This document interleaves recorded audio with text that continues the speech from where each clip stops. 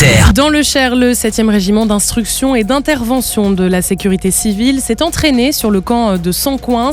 Objectif, préparer la reclassification de ces équipes par l'ONU en vue de conserver leur statut international d'unité de secours lourde. Pendant 2 jours, une centaine de sapeurs-sauveteurs ont évolué dans un scénario malheureusement de plus en plus rencontré sur la planète.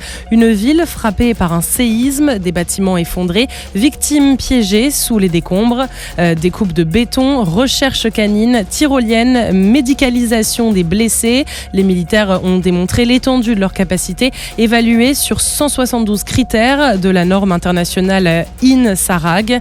Ces unités doivent pouvoir intervenir partout dans le monde en urgence sur des catastrophes majeures, comme elles l'ont fait à Beyrouth en 2020 et en Turquie en 2023.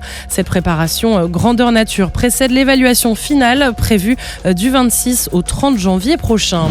Dans les bases aéronautiques navales françaises, une nouvelle génération de marins du ciel se prépare. Du 20 au 30 octobre dernier, plusieurs dizaines de jeunes de 16 à 20 ans ont suivi la préparation militaire marine aéronautique sur les sites de Landivisio, Lanvéoc-Poulmic, Lannes-Bioué et Papaété.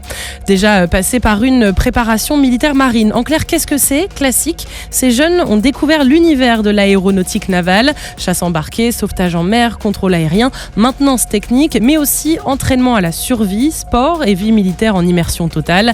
Chaque promotion a rendu hommage à une figure de l'aéronautique navale avec des cérémonies en présence de familles et d'anciens combattants, moments forts de transmission et de mémoire. Ces stages, clôturés par une remise de diplôme, marquent souvent un premier pas vers un engagement dans la marine, une carrière aéronautique ou la réserve. L'armée de l'air et de l'espace poursuit sa préparation de haute intensité. Du 10 au 27 novembre, l'exercice Taranis 2025 mobilise l'ensemble des unités de la brigade aérienne d'assaut et de projection depuis les bases métropolitaines.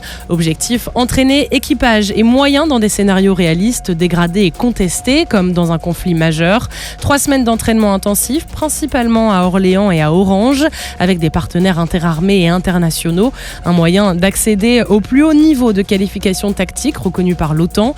L'exercice inclut également un séminaire stratégique à Ballard, présidé par le général Cédric Corladel, pour réfléchir aux défis de la puissance aérienne et de la guerre de haute intensité. Taranis 2025 s'achèvera le 27 novembre, date symbolique, les 80 ans du transport aérien militaire. Une commémoration est prévue à Paris, sous l'Arc de Triomphe, avant un rassemblement intergénérationnel au Cercle national des armées. Et puis on termine en natation, coup d'éclat pour la gendarmerie nationale. Lucille, gendarme à la brigade fluviale et nautique de Martigues, a brillé au championnat de France militaire à Saint-Raphaël, dans le sud de la France. La nageuse rafle 5 médailles au total. Or sur 200 mètres crawl, avec un record de France militaire à la clé, 2 minutes et 18 secondes. Or sur 200 mètres 4 nages. Argent sur 100 mètres crawl et puis 2 médailles de bronze en relais.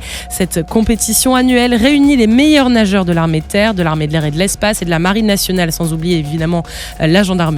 Une performance qui illustre la rigueur, l'engagement et l'esprit de corps des militaires sportifs. Bravo à Lucille, véritable ambassadrice du sport en uniforme. Sur terre, sur mer, comme dans les airs. Skyrock PLM, en équipe avec Uneo, la mutuelle des forces armées.